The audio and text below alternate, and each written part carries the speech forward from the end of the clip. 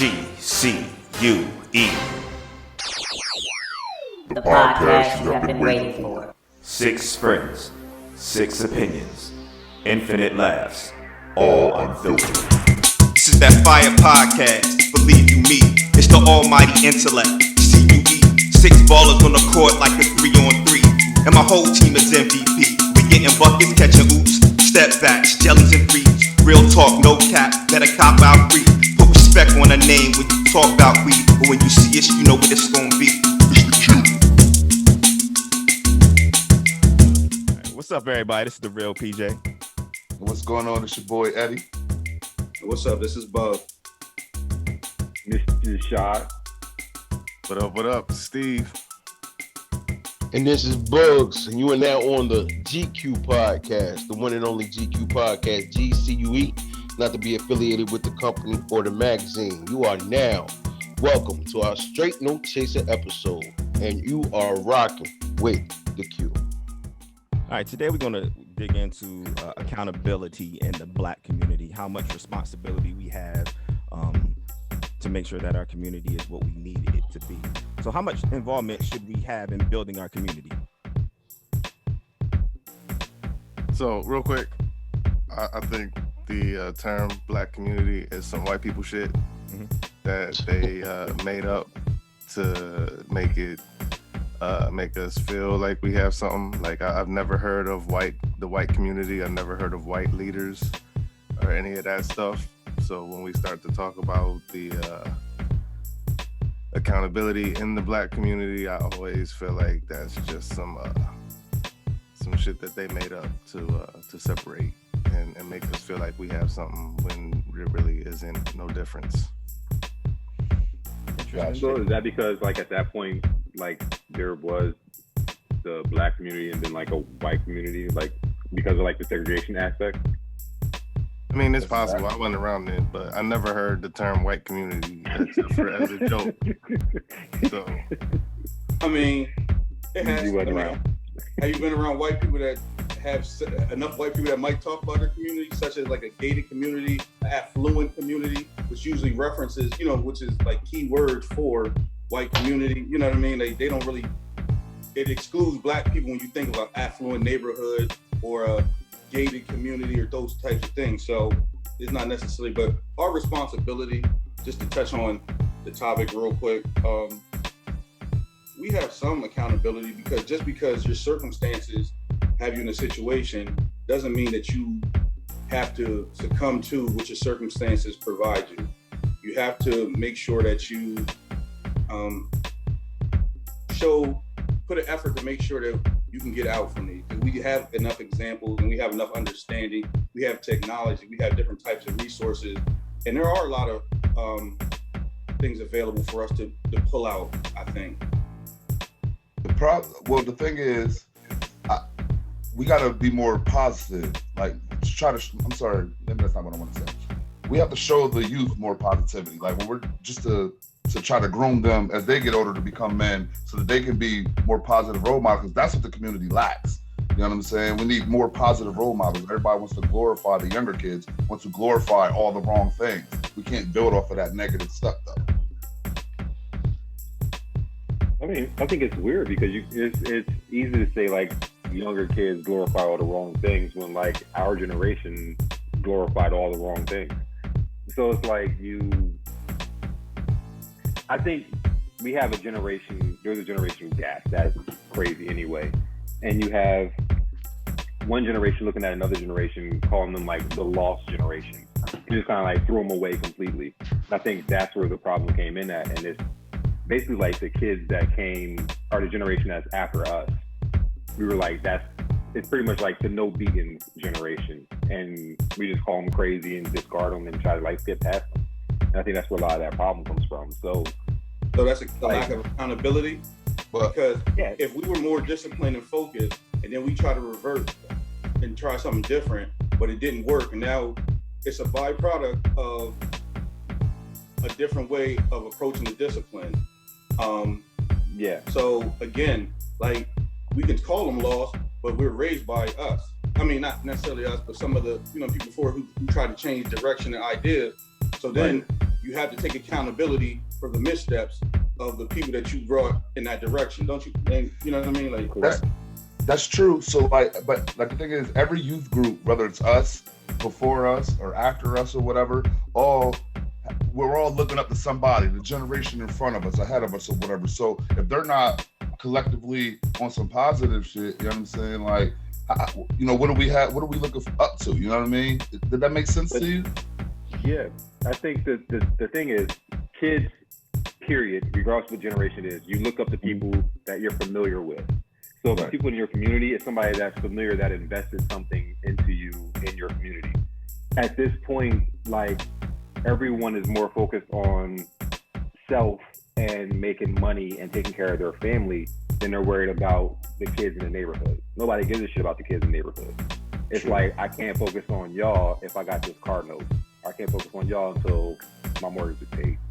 And you start taking programs out of the city. So like Little League football teams start disappearing. Arts programs start disappearing. Athletics start disappearing. So when you start taking parks away, for instance, now you don't have fields you can play football. It's like, what are you now involving yourself in? Like, there's no after-school programs for real anymore. I mean, but money was always kind of not just flat out cash, but money, the influence of what money could provide, it's always been kind of the influence for kids who want to get out.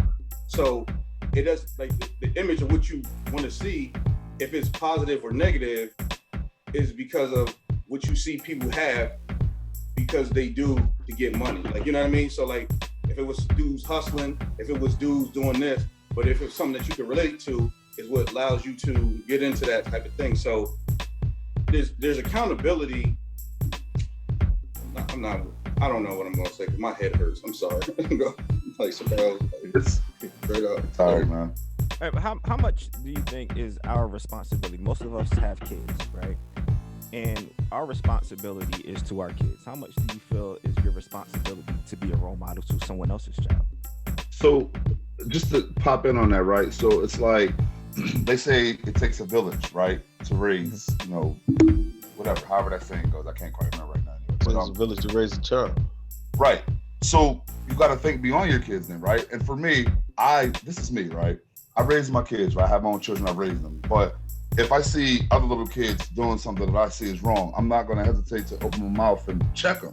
Just because I feel like when I grew up, that's how it was. When we grew up, that's how it was. Like, you're out at the playground and somebody's parents see you acting the fool. Hey, you know what I mean? What are you doing? Like, get your shit together type thing, right?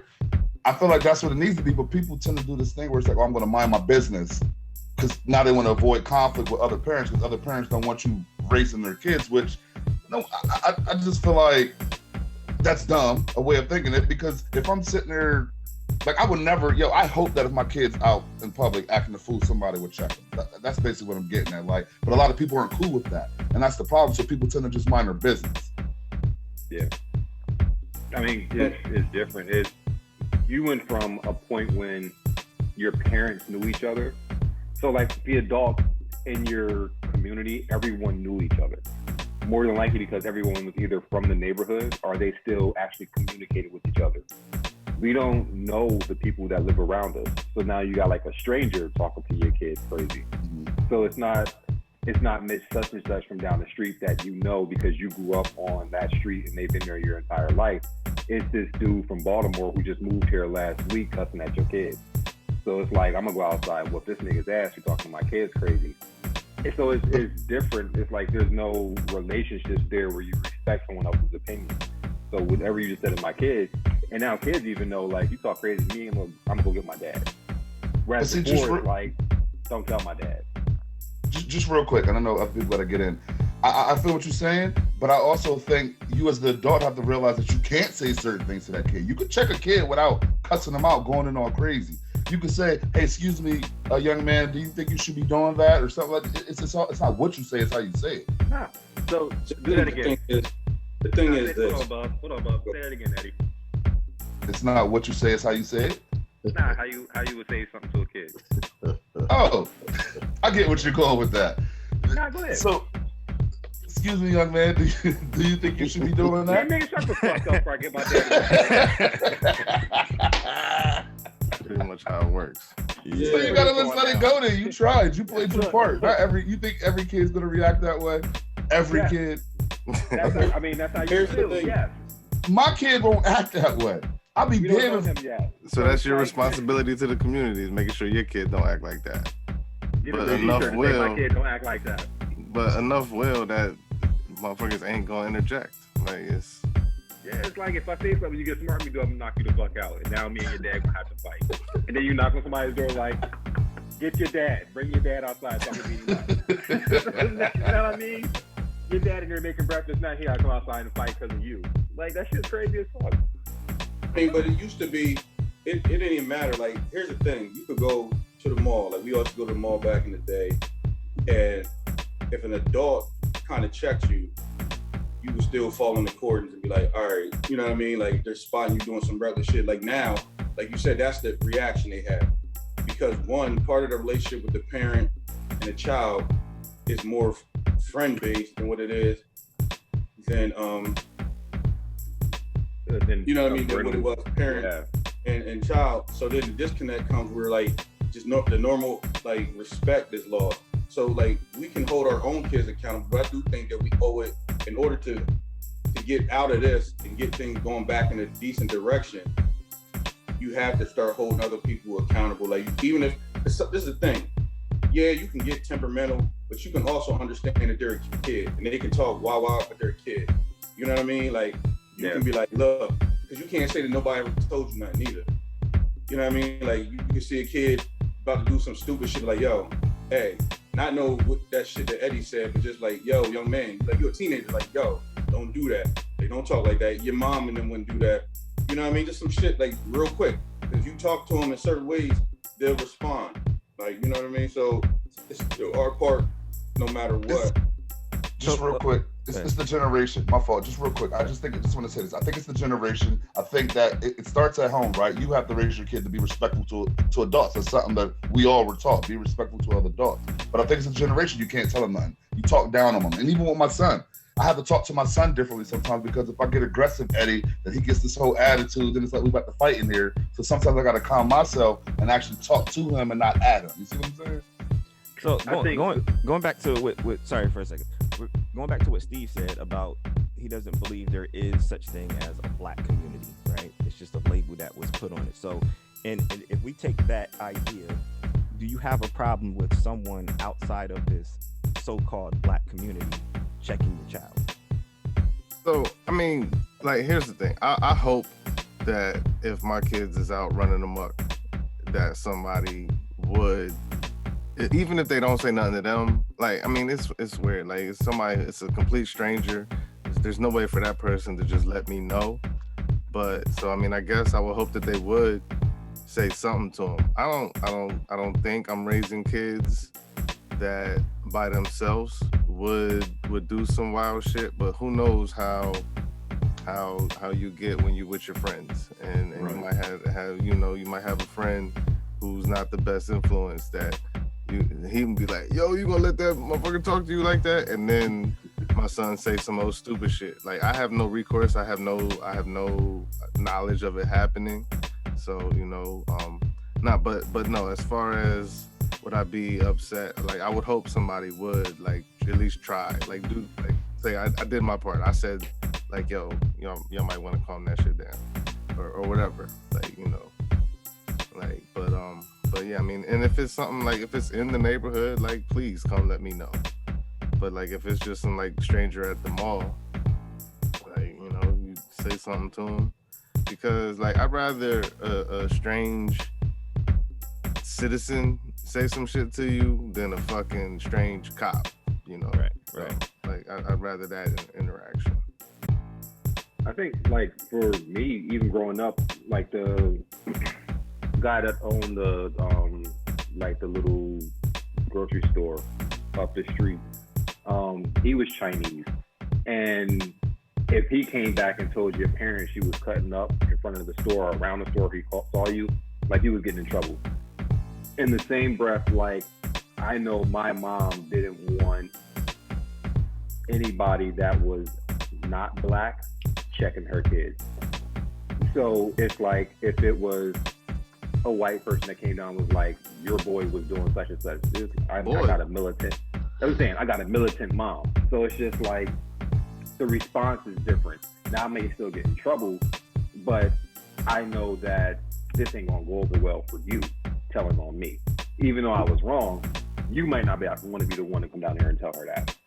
So I think that there's a racial guard on almost everything that happens, and you feel like you have to protect your kids, especially now. You really don't want people from outside of your race talking to your kids some kind of way because you don't know their intent. And it's like we almost respect our own community's intent, even though it may be wrong. We can deal with that a little bit better than dealing with, say, like a white person screaming at your kids for being on their lawn. It's like, why are you screaming at them for being on the lawn? It's grass. But if the black neighbor 2 doors down screaming at him for being on the lawn, we understand because that's his grass. You know what I mean? It's just we treat things differently when it's outside of our race. But we understand each other a little more because it's just like the interpretation. Like you said, like the idea of the community, like where if it's shown that black students respond better when they have black teachers. Like, you know what I mean? Like in black male teachers, things like that. There's plenty of documents that you can look at. I'm not going to give you numbers, but because they understand some of these behavioral traits and how they're able to relate to the kid. Whereas, like you said, when you're in school, at times these same teachers, they can misinterpret something that, hey, nah, it's a cultural difference. So, hey, he's not really doing that. All you got to do is say it to him this way. So that's a lot of, like things with us. So we do have reason to always be a little tighter when someone outside the community tries to engage because you don't necessarily know the intentions. Right. You don't know if their intentions are by their deep-rooted misunderstanding or if it's a sincere that they're doing something different. And that's why, for me, it's always best to kind of police yourself. And I think that's why it always worked back in the day because they policed themselves. Okay, so with that being said, if everyone is feeling as if you need a black person to check or raise a black child, do you feel that segregation is something that was and could possibly be still necessary? So just to kind of touch back on that, because I feel a little bit differently about it only needing to be a black person that needs to do it. First of all, I'm in a predominantly white school district, right? Most of the parents around me are white. You know what I mean? That's just what it is. So I can't just pick and choose. Like, I don't want, so if my kid's doing something stupid, I don't want this person because they're white not to say nothing to them. Like, again, it's a respect thing. They have to respect my kid. I tell my kid, respect people, but also demand respect. So what's the reflection? Respectfully, what's the reflection going to be when your black kid is acting up in that predominantly white neighborhood? Here's the thing. I know that they're.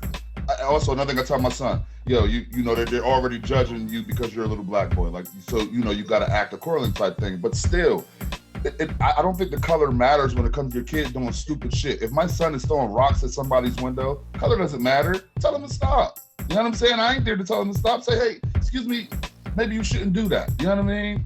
And my son should say, oh, my bad, or run away, something, whatever you're going to do, but just stop doing that dumb shit. You know what I'm saying? Of course, color doesn't matter, but we live in circumstances where color does matter, and circumstances make color matter. Because, like you said, because if Isaiah if your son threw a rock, maybe at somebody in the hood, they might not call the cops. Like you said, they might just argue with you, and that'd be what it'd be. But or they might just, or their son might come outside and rough him up or something. Like, why you throwing rocks at the crib? You know what I'm saying? Out your spot, they might try to trump his charges. So this is true. So go ahead. Basically, none of our kids are being raised in the black community. Is what we're saying. Pretty much, yeah. Actually, mine are. My dog is raised in a black community. Yeah, I bet. You're in Atlanta. That whole that don't even count. It's black. Yo, honestly, like even just hearing this conversation, it's a, like, when you really think about it, like, we really live in a fucked up society to where there's so many guards on every decision being made to where you have to overanalyze something as small as checking a kid for doing something wrong and then figuring out how you have to do it. Because if you're a big black Eddie checking a little white kid in the mall, you can be considered this aggressive black man talking to a white kid crazy, and that can take you in his neighborhood. In his neighborhood. That's what I'm saying. So it's like, why is the black dude yelling at my kid? Like, but see, can I pause you for a second? I don't. Again, I approach that the same way. So, and here's a good example. There was a little boy doing something in front of my house one day, and I did, big black Eddie, say something to this little white kid. But I don't care if you go get your dad or you whoever. You just shouldn't be doing that. You know what I'm saying? Like, because you ready to beat up his dad. But regardless if that's what I feel like I'm gonna do, but I know that this is all right. So, Bub, and I hate that I cut you off, Shad. I want to kind of get back to what Bub was saying. I know you were too. I'm just saying, like, yes, there's always gonna be that racial thing about everything in life, right? That's just what it is.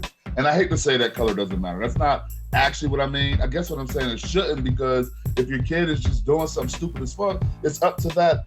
Like, again, if this white guy is telling my black son something, I'm hoping he's being respectful. Now, if he is disrespectful to my son's going to tell me, and then we'll handle it accordingly. Like, yo, I don't like how you came at my son, whatever, and then we'll go from there, however that gets down. But I still, I guess I'm just being naive maybe, because I just want this dude to just respectfully say to my son, hey, you shouldn't be doing this. You know what I'm saying? That's probably not a good idea, guys. Right. But I think that's what's important with what PJ said, because when you had segregation, like, your community was your community. Like, your kids couldn't go into white stores, they couldn't go to white neighborhoods. It was different. Like, you had to stay in your community, which is why the community checked itself. So now it's like when you take away from that, and it's like you now integrated communities, you're now stepping into another atmosphere, and you are looked at differently when you walk into a white neighborhood doing stuff. I remember growing up, and it's like, don't be out here yelling in this neighborhood. And it's like, what the hell is the difference between Jefferson Street and being at Italian Lake? You know what I mean? Right. But it's like, you knew you can't go into certain areas acting crazy. Don't go into Pembroke acting crazy because the cops over there will get you.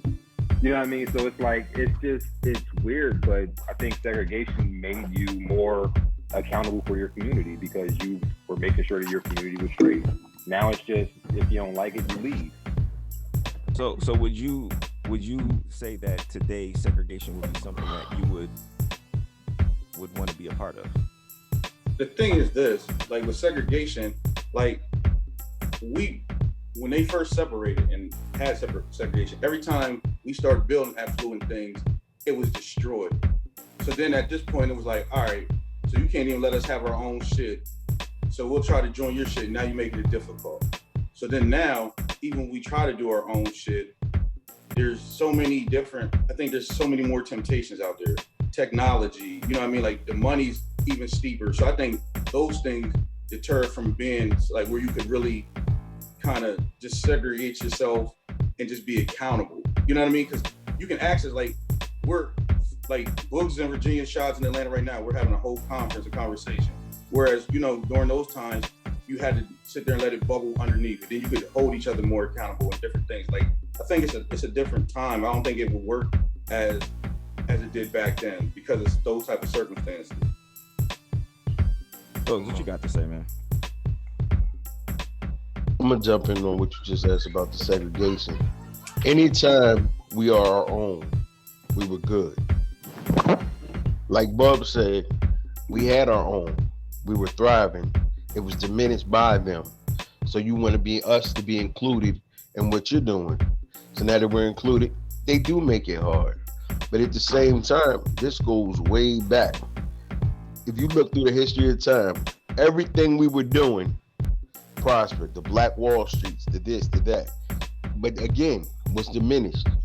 Now you come to this time, destroyed. We're divided as a people. people. That shit was destroyed. That's what I mean. And that was the worst severe incident of racial violence in U.S. history to this date. You had more than 1,400 homes and businesses burnt to the ground. 10,000 people were left homeless. Our people, us. Now saying all that to say this, even us today, some of our people are divided, which thus leads to why you have so much black on black crime. If we were our own, if we were organized, if we were this, if we were that, it all goes back to what we were saying on the earlier Black point. on black crime. I was scared to say.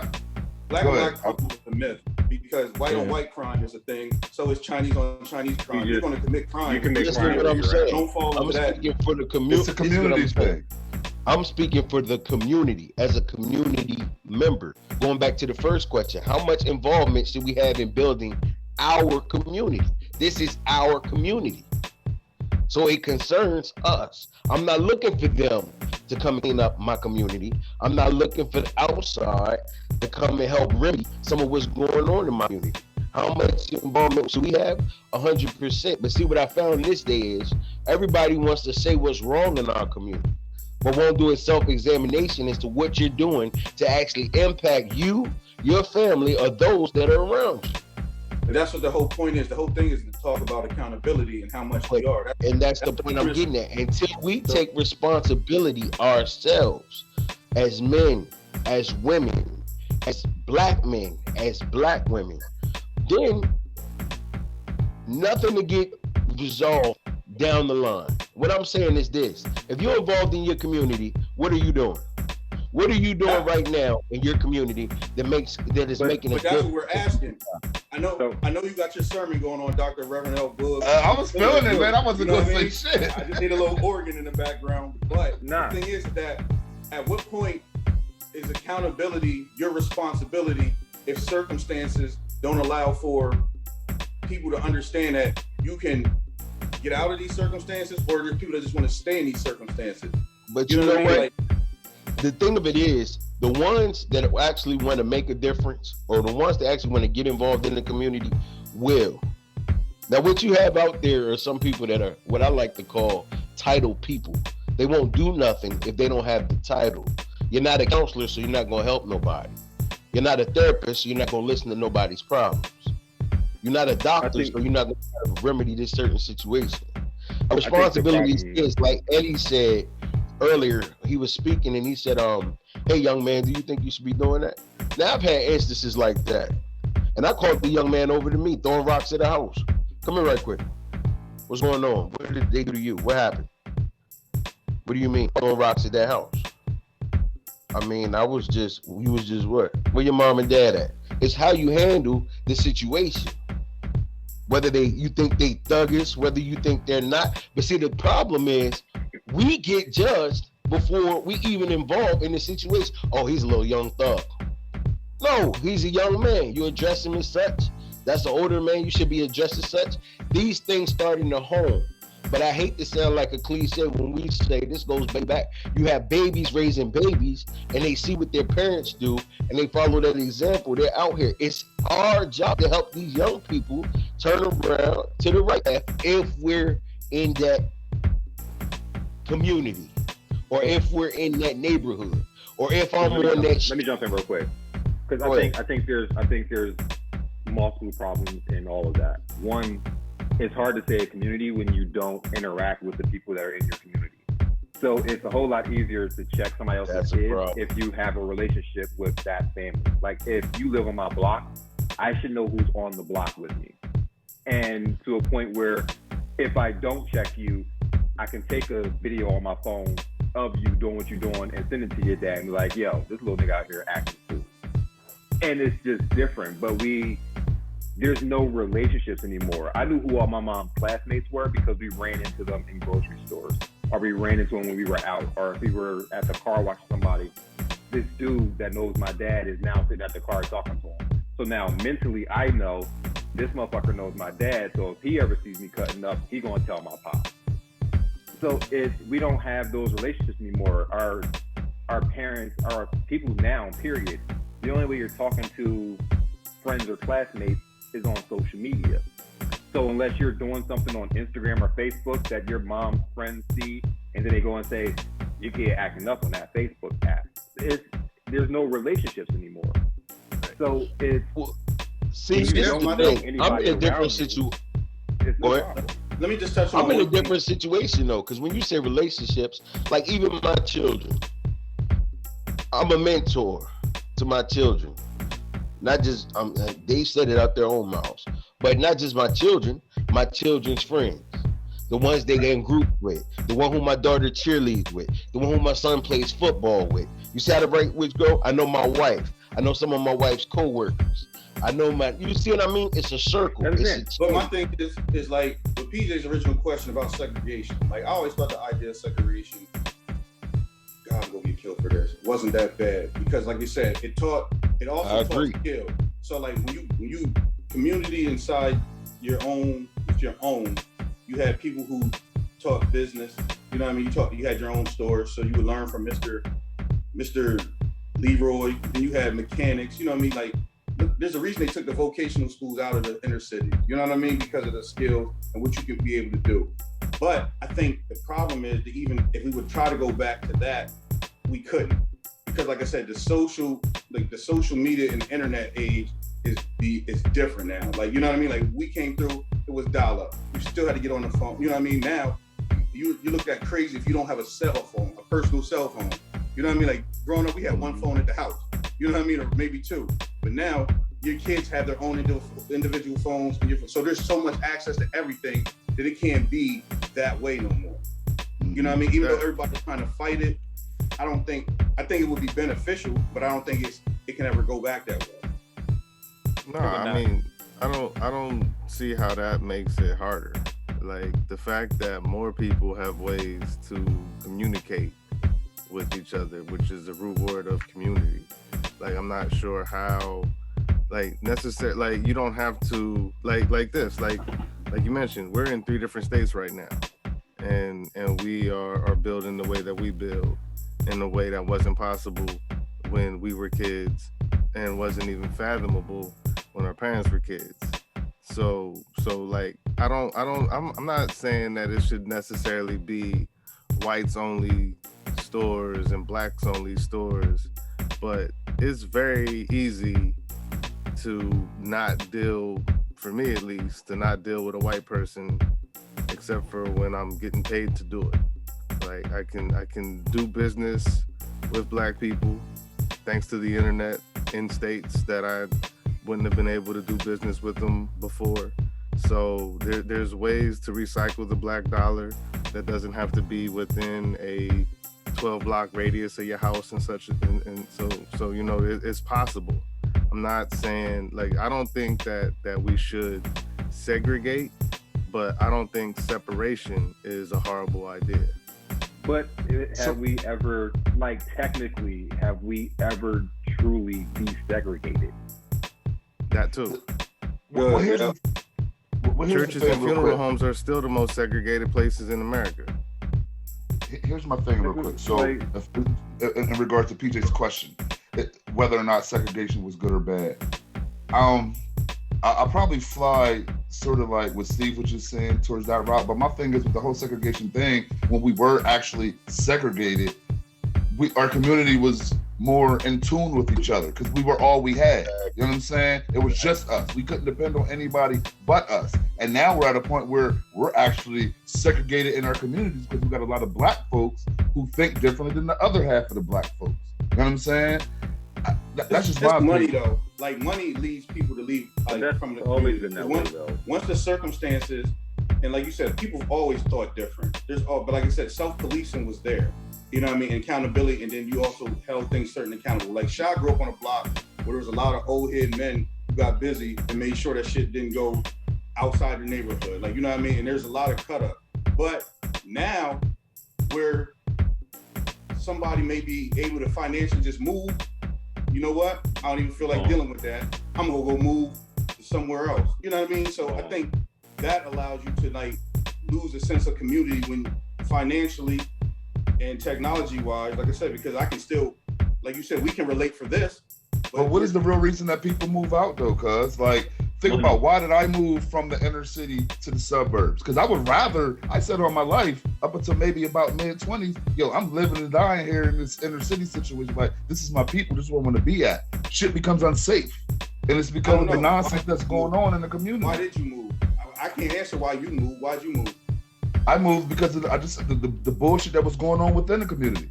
I didn't feel safe. I didn't feel I couldn't freely let my kid run up and down Woodbine Street without fearing that they're gonna get into contact with some bullshit. You know what I'm saying? I got a question. So there's so much to what Eddie just said, though. This is the point I'm trying to make, and I'm not putting you on the spot, Eddie, and none of the other Q members. I don't care. You said the community wasn't safe. What were you doing to help the community? I ain't gonna front. I wasn't doing shit. I mean, you want to know why I wasn't doing shit though? What am I supposed to do? Okay, but what am I supposed to do if? All right, here it goes. First of all, I'm young Eddie. I'm early 20s Eddie, right? So I'm not even fully mature yet. But what I know is going on, there's a lot of slanging, there's a lot of shooting, there's a lot of this, that, and the third going on, right? Not that I glorified it or thought that it was cool. I was actually comfortable because this is what's been going on, right? I didn't mind being there myself, you know what I'm saying? But there was just a couple different situations that made me think like, yo, this isn't safe. Like, and I'm gonna go out there to this guy that I just seen shooting at some other guy and say, yo, what the fuck are you doing? That's stupid. If I don't know that guy, right? But listen, this is my thing. You knew the shooters, right? Hold on. This is what I'm going to say. I knew certain young men that were younger than me, teenage boys that was involved in that type of lifestyle. So maybe I did feel comfortable saying something to them. But they're going to look at me like I'm lame. I'm just lame ass. He don't get it. See, that's the problem. He don't understand my life. The problem. You just and it goes back to them how they're raised. So what am I to do with that? If their parents are raising them right. Accountable. But this is my thing. Even as simple as going out to kids you don't know. Taking little things that I've done. Going out to kids you don't know. Walking by with a football. Throwing it to one of them. The next thing you know, you got a football game. So that's a new group of people that I met that I didn't even know prior to that. Walking down the street, you see people sitting on the porch. What's going on? Somebody washing the car. What's going on, Doc? What's this? You keep speaking, you get to know people. That's the problem. It starts with simple. The trees are built by the seeds the planet. Rome wasn't built in great. That sounds great. I mean, here's my thing. We all come from, you know what I mean? The hood. From Harrisburg. But listen, it's not all bad. But like, my dad still lives on his block. Is it as nice as it was when I grew up? Nah. But in the same vein, like, there's parts and there's still people that are willing to hold things accountable. You just got to have a stronger support network with it. But in the same thing, so what I'm saying, like, you know what I mean? Like, for me, in my circumstances, I moved out just because of, not because of the environment, the school system, which still holds accountability. That was a big part of it. But that's also a failure on my part because, like you said, to live in the neighborhood and not make sure that things go with the school district, we had to educate. And it takes layers and time because this thing didn't become this bad overnight. It drastically came this way. So it's not going to change and get better overnight. So we do got to hold ourselves some accountability. But even with us that move, because like, if you're like, man, look, I went to that school, but I can't, like, it's going to always feel weird that my kids don't got the same alma mater as me. And we went to the same school, you know what I mean? Especially with the school that we went to, how much pride we have in athletics. But my kids, I felt like at the time, for the circumstances, their academics would better be suited somewhere else. And that's part of my fault. Like I said, it's my fault. As well as, like, there's a part of me that's my fault. I mean, part of it is my fault. So I can't sit here and act like just because I don't want to fight this good long fight, and that's what it is. So I'm partly responsible, but I know why I did it. I'm with you, cuz. And like, honestly, even just real quick, let me say this, two quick lines, right? So basically, I'm with you, and honestly, at this age where I'm at now, I sometimes do regret like moving away. Like, I do miss being in my quote unquote community, but like you said, I didn't hold myself accountable and I ran, basically, for whatever my reasons were. I'm going to come out to this end because for whether the school environment or whatever, I just think it's better, and that's on me. I'm with you. But you know what? My thing is this. Run is the wrong word to use. I'm sorry. I respect what you just said, but the same thing is this. I want everybody to realize, just listening to this podcast, like he just stated, like Eddie just stated, he said, I left out the hood because of the violence. I left out the hood because of this. But what you took from the hood was positivity because you're a positive person. Yeah. So it's always I'm older now. I know it wasn't all bad. What it is positive. I'm not using you as an example, bro. I'm just putting it out there for everybody listening. The more you move out for wanting to be good and want better for you and your family, nothing's wrong with wanting better for you and your family. But the thing of it taking positive from the situation, and it's going to always be more negative because negative is going to keep winning if nothing's ever done about the negative. The thing is that, like I said, I lived in there, and like I said, I took care of my property. I had good neighbors. My dad has good neighbors. We lived on totally different areas. The thing is that when you watch something fall, and when you got to build it back up, but you're also trying to learn how to become a parent along the way. My problem was I didn't have the time to allow my kids to go through that. If I was allowed the resources to put them in a better predicament while this thing's still getting fixed. Because I think I could help, you know what I mean? But I didn't have time. Mm-hmm. You know what I mean? Like, I know, like, I'm from there, you know what I mean? Like, I still go back all the time. Like, you know what I mean? Talking about that. Same here. You know what I mean? Right. You know what I mean? But the thing is like, my family, you know what I mean? But we're not making it seem like it's some crazy shit, like it's some far distance. Yeah, I do want to say that. I don't mean to cut you off because I don't want to sound like that guy that's bashing the hood. Hold on, let me say this. But the thing is that due to the school system is the only reason I left. It's not because of the people. It's not because of, you know what I mean, where it was, because I like everything about it. The school system it has like, they took $10 million of funding from the school. You know what I mean? Like, and it was already a bad school district. So that doesn't make sense to have my kids go to that type of school, and I'm sitting there and I have the opportunity to put them in a different school district. Right. But they're still trying to figure out superintendents, school board, they're turning over, like that doesn't make sense. Like that's just a survival thing. You know what I'm saying? So I think there's again, there's levels. And I think it's reversing anything from even where we're at right now is going to take generations of work. Like, it's not something that can happen just by making a decision. It takes a lot of work. So even having a bad school system means the parents in the school system aren't doing enough to hold the people that are administrators in the school system accountable for their kids. So it's like if you have a PTA meeting and like 6 parents show up and you got 6,000 students in the school, it's fucking stupid to the point where they don't even want to have like parent-teacher nights anymore. Or you have a school board meeting and there's nobody there. You have no idea what they're voting on to change in your school. So it's at a level of accountability. And when it comes to segregation, that shit ended for the dollar, so that y'all can take this money out of your community and come spend it in ours. So even here in Atlanta, if you live inner city Atlanta, say like Bankhead, which is like the hood, or like Southwest Atlanta, you'll leave there, get on the subway train, come to Buckhead, to come to the mall, to come spend all your money up here, and then get back on the subway broke to go back to your neighborhood. So it's like you take all that money and all the resources out of the neighborhood to go spend it in white neighborhoods to make them affluent, and then take yourself back to the black neighborhood to live. So it's segregation ending just benefited white people more than it did black people. That's true, because people do that regardless, yo. True, always. People here go over to Capital City Mall and places like that to the Villa just to spend their money on that side of the river. Exactly. Our win was having access to white people's stuff. Their win was having access to our money and our resources. So they got wealthy, we got poor, and it's like the money that was in our community is now in someone else's community. So you're now paying taxes for someone else's county, and your county has shit, which is why, again, they start taking money out of the schools to try to pay for everything else because there's no other money there. So it's like if you don't go to Broad Street Market to support that, but then you go to the farmer's market in Linglestown, like, you got people down here that are trying to do it, and you don't want their stuff. You want the stuff from out there because is it the idea, Sean? Is it the idea of the words to it? You know what I mean? Like, it's completely the idea. It's like somebody will spend $400 on a Gucci belt, and then tell somebody who has a black clothing company, I don't want to spend $25 for your T-shirt. Right. Give me and will make it make sense to themselves that this belt is more effective than this T-shirt is, even though I spent 6,000% more on the fucking belt.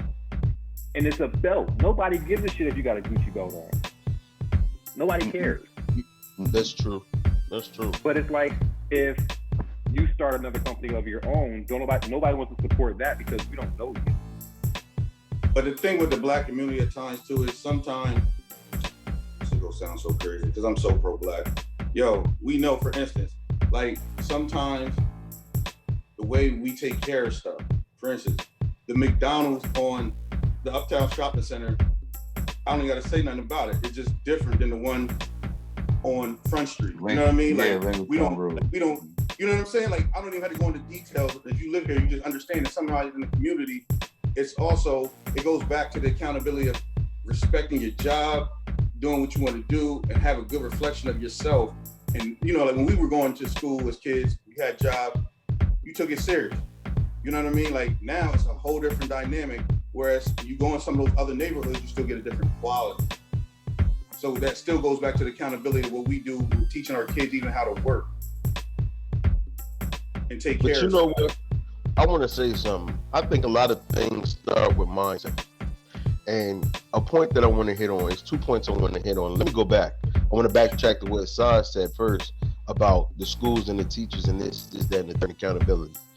Even that is our responsibility to hold the teachers accountable. I had a teacher call me and say my son was missing 5 assignments and had 2 out of class. And before I even went to my son, I asked her, I said, okay. I said, well, what did you tell him? Or what did you do about it? Like, what did you say to him concerning the matter? Nothing. So you didn't ask him why he wasn't in class. You didn't ask this. You didn't do anything on your part. I gave every one of my son's teachers, since they've been doing this virtual school, because he had some issues to where things were happening in his class, missing assignments such as that. I gave every teacher my number, called them directly, emailed, had them to call me. I said, if my son misses 1 assignment in your class, I said, call me and let me know. I said, no matter what time of day it is, I'll fit your schedule. Let me know if he's missing class. Let me know if he's missing assignments, etc. You see what I'm saying? Not saying I'm not responsible, because me and him, I dealt with him. But the situation is, I'm going to hold that teacher accountable for what she did. Now, fast forward to mindset. I watched the restaurant we had down here. And I hate to talk about my people, because I'm all for my people in certain ways, but I'm going to tell the truth. They had a Chinese restaurant. It was a man, his brother, his wife, daughter, and son. Opened up a Chinese restaurant. Only family worked there and 1 cousin. They stayed in the same house. They worked that restaurant for about 6-7 years. I was here when they opened it. Then they brought other family here. They went up to like 11, 12 employees. They all still staying in the same, it wasn't even a house. It was like a townhouse, 2-3 bedroom townhouse. Long story short, years later, they have multiple restaurants.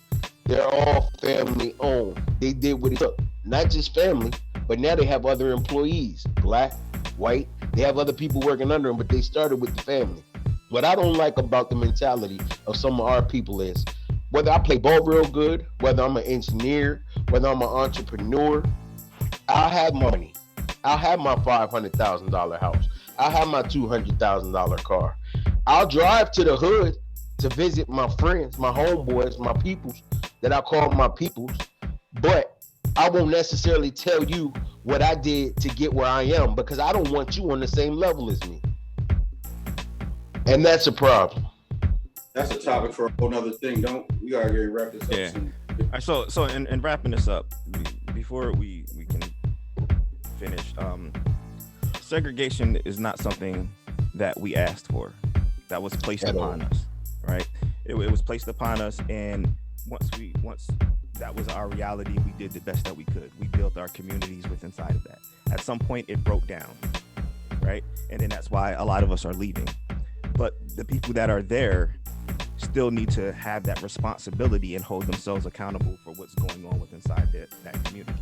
Now, community, like Steve said, a black community is no longer truly a real thing, but it doesn't have to be that you live there. It can be something that is virtual.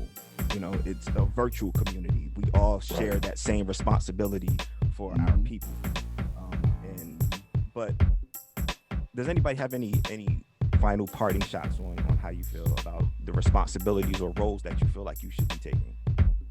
For me personally, I think that I should be more involved in the quote unquote black community. Like I said, when I was younger, I thought me leaving was a better thing for me and my kids. I think about it a little differently now, because Because like Bub said, I agree with him.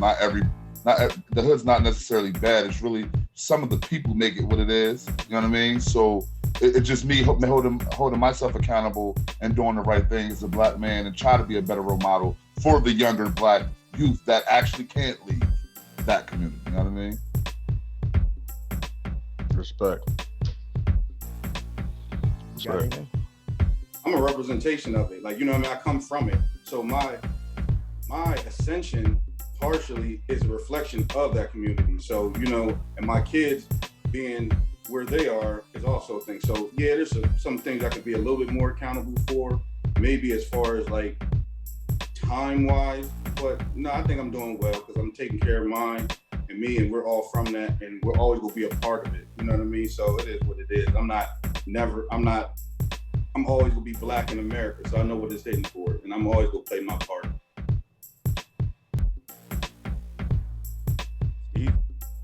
Yeah, I ain't gonna say nothing that ain't already been said, but it's basically like I'm raising mine the best I can raise mine. They know who they are, where they come from, and they know where they are as well. So it's really not, but you know, I just, you know, certain topics just rub me a little bit, you know, the wrong way, just because like we talk about black communities, we don't think about PG County as a black community because they well off and shit like that. So I don't really, but there's reasons that we don't even have really time to get into, like redlining and all the actual causes for why black neighborhoods are fucked up. But to just be like, yo, how do we fix the community? I don't really, you know. We gotta build our own. You know, you gotta build your tribe, and I think we all did a good job at that. Agreed. Yeah, I'm with you, cuz. Shad? I think the whole conversation there's so much, like Steve's saying, there's so much underlining aspect to this that it's a lot deeper than just checking somebody's kids. Like there's so much depth to the conversation. Like it's almost impossible to like solve with like a one facet kind of answer. Like this is financial, it's political, it's mentality, it's education, it's resource. Like there's so much depth to the situation. Like even trying to figure out how to fix it is going to take like a think tank, because you have to reverse so much about it. I mean, again, you get down to like even the housing market and access to having the houses and buying people's houses and gentrification and all this other shit. Like it's just, the accountability can be there, and I think we are all responsible for where we live. We're responsible for, if you have kids, like your kids' friends are a extension of your responsibility. But I think that we have to be careful with forcing accountability on people, because if you're forced to do something that you don't want to do, you're not going to do it the correct way. So I don't want people that don't want to be accountable making themselves accountable, because then you get people like George Zimmerman like fucking with the community and killing kids and shit. So I think it's a lot to it. Reverend Boogs, you have a parting sermon for us.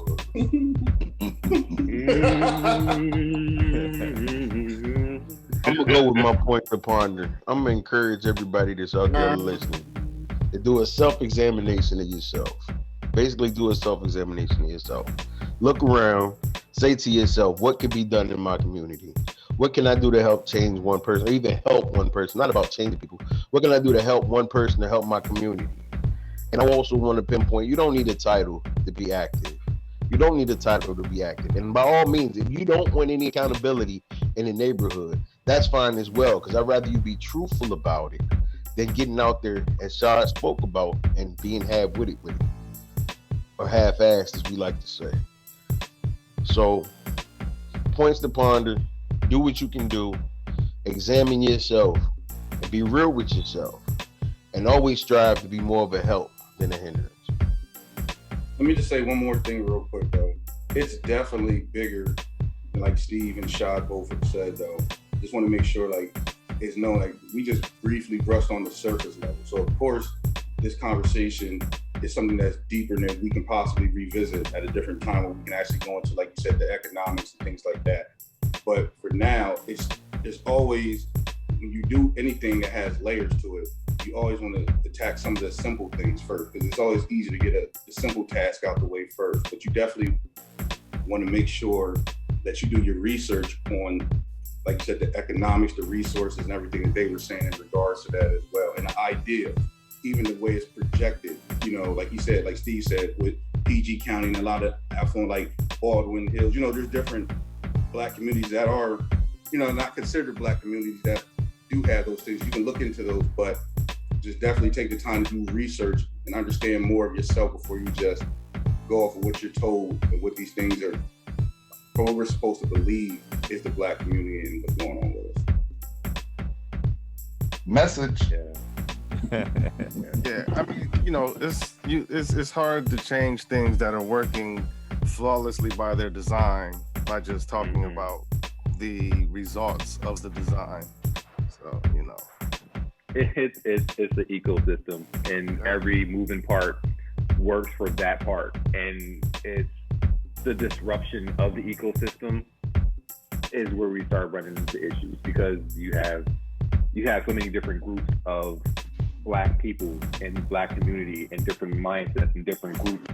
So it's like you could be in a neighborhood with like 6 different sects. So it's like if you don't fit in one, now you're looking down on that other one.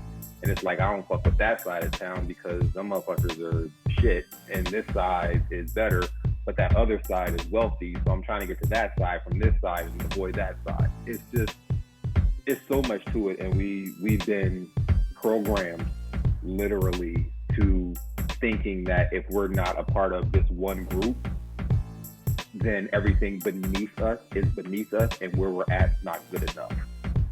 So there's a lot to this shit. Definitely look out for our Crabs in the Barrel episode, because that's a lot to digest too. That's coming. oh yeah, Motherfucking barrel. I love my people. We say Steve. Climb the ladder, on folks. barrel Climb the first ladder. place. Black capital, yeah, exactly. But Where the barrel come from? yeah, who built that barrel?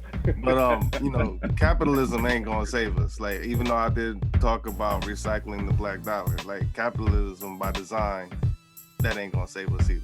Not enough. I just want to say that I'm proud to be Black. I hope so. I am proud of who I am and where I'm from. I just want to say that. That's it. I'm done. Well, look, I did want to throw this out there. The only way to get to the top of a ladder is to start at the bottom, put one foot and one hand over the other. Knock the ladder over. It depends. If you watch that, Or we can do that. That's always an option They be too. jumping like ladders this way, so you can go like 2 hands, 2 feet at the same time. It's just a matter of your agility.